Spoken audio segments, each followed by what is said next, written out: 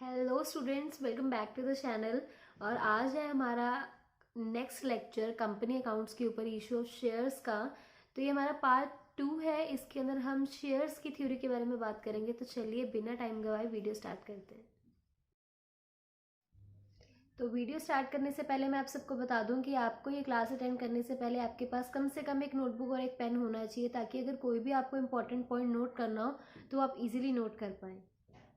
तो चलिए आज का टॉपिक स्टार्ट करते हैं। आज का हमारा टॉपिक है शेयर्स की थ्योरी के बारे में। तो सबसे पहले हम शेयर का मीनिंग देखते हैं कि क्या होगा। आप सबको स्क्रीन के ऊपर दिख रहा होगा कि शेयर का मतलब क्या होता है कि कंपनी की जो टोटल कैपिटल होती है, अगर हम उसको स्मॉल डिनोमिनेशंस में या छोटे छोटे यूनिट्स में डिवाइड कर दें तो वो हर एक जो छोटा यूनिट है वो शेयर कहलाएगा। एग्जाम्पल के तौर पर अगर मैं आपको बताऊं, कंपनी की अगर आप मान लीजिए 10 लाख की कैपिटल है, ओके। 10 लाख रुपीज़ की कंपनी की कैपिटल है, और अगर मैं उसे 1 लाख यूनिट्स में डिवाइड कर देती हूँ, जिसमें मैं एक यूनिट को 10 रुपीज़ का रखती हूँ, that means 1 lakh into 10 is equal to 10 lakhs.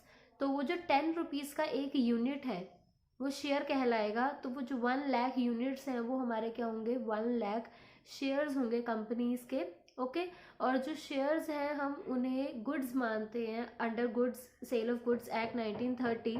तो इसीलिए हम ये कहते हैं कि जो शेयर्स होते हैं उन्हें हम कभी भी खरीद भी सकते हैं और इजीली हम उन्हें बेच भी सकते हैं, और हम उसे होल्ड करके।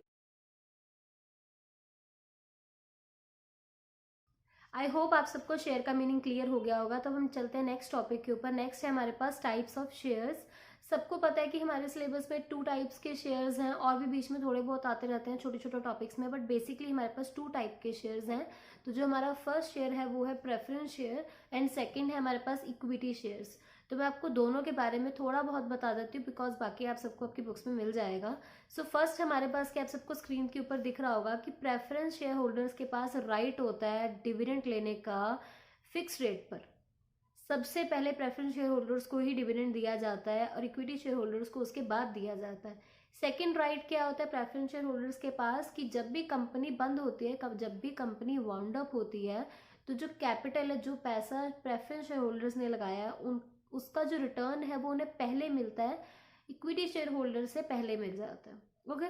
और इक्विटी शेयर होल्डर्स में क्या है कि इक्विटी शेयर होल्डर जो होते हैं वो ऑनर होते हैं कंपनी के, और उनका जो डिविडेंड है वो कभी भी फिक्स नहीं होता। अगर कंपनी के पास कुछ लेफ्ट प्रॉफिट होते हैं, लेफ्ट आउट प्रॉफिट होते हैं, सभी को पेमेंट करने के बाद अगर बच जाते हैं तो वो इक्विटी शेयर होल्डर्स में डिवाइड किए जाते हैं।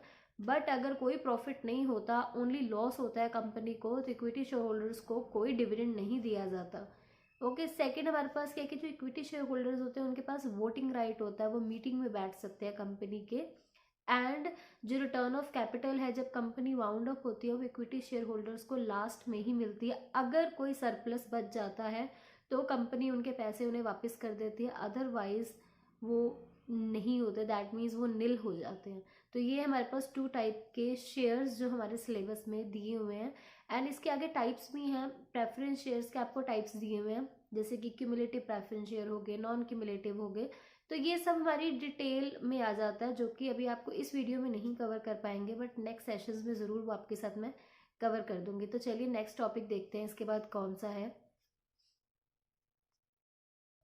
सो नेक्स्ट हमारा टॉपिक आता है शेयर कैपिटल का। तो देखिए शेयर कैपिटल क्या होती है, जितनी भी कैपिटल कंपनी रेज करती है शेयर्स को इशू करके, दैट मीन्स अगर कंपनी ने जितने भी शेयर इशू करके पैसे अपने पास लाए हैं, तो वो जो टोटल अमाउंट होती है उसे हम शेयर कैपिटल बोलते हैं, ओके। जो कंपनी होती है वो बहुत अलग अलग लोगों को शेयर्स इशू करती है, तो वो सबका एक अलग अलग अकाउंट नहीं बनाकर रखती, बिकॉज बहुत ज़्यादा मुश्किल हो जाता है। तो इसीलिए उन सभी को एक ही अकाउंट में, कंसोलिडेटेड अकाउंट में रखा जाता है, जिन्हें हम बोलते हैं, जिस अकाउंट को हम बोलते हैं शेयर कैपिटल, जिसको हम लाइबिलिटी साइड पे शो करते हैं, बिकॉज कंपनी ने उनसे पैसा लिया हुआ है, तो कंपनी को कभी ना कभी तो उन्हें वापस करना ही होगा। तो अब नेक्स्ट हमारे पास क्या आता है कि शेयर कैपिटल, तो अब हमें पता लग गया। तो शेयर कैपिटल के टाइप्स भी होते हैं। अब शेयर कैपिटल का हमारा जो फर्स्ट टाइप है वो क्या है, फर्स्ट है हमारे पास ऑथराइज्ड कैपिटल। ऑथराइज्ड कैपिटल वो अमाउंट होती है जो मेमोरेंडम ऑफ एसोसिएशन में लिखी जाती है, दैट मीन्स कि एक मैक्सिमम कैपिटल बोलते हैं, जिससे कि मैक्सिमम टू मैक्सिमम एक कंपनी कितना पैसा रेज कर सकती है अपने शेयर्स को इशू करके, तो वो उसे अपने मेमोरेंडम में मेंशन करवाना पड़ता है, और उसे हम बोलते हैं ऑथराइज्ड कैपिटल। नेक्स्ट हमारे पास टाइप आता है इशूड कैपिटल का। तो इशूड कैपिटल क्या होती है, देखिए ऑथराइज कैपिटल तो होगी टोटल कि जितने कंपनी मैक्सिमम इतने के शेयर इशू कर सकती है, बट उसमें से एग्जैक्ट कंपनी करती कितना इशू। जैसे कि कंपनी ने कहा हम 1 लाख शेयर्स इशू करके हम 10 लाख रुपीज रेस करना चाहते हैं, 10 रुपीज का एक शेयर हो गया, ओके। तो बट कंपनी उसमें से सिर्फ 80,000 शेयर्स ही इशू करती है, तो वो इशू करके जो कैपिटल आई है उसे हम बोलते हैं इशूड कैपिटल। थर्ड हमारे पास आता है सब्सक्राइब्ड कैपिटल। अब कंपनी ने तो अपनी तरफ से 80,000 शेयर्स इशू कर दिए, बट ज़रूरी नहीं है कि लोग 80,000 ही सब्सक्राइब कर लेंगे, कई बार कम भी कर देते हैं बट कई बार ज़्यादा भी कर देते हैं।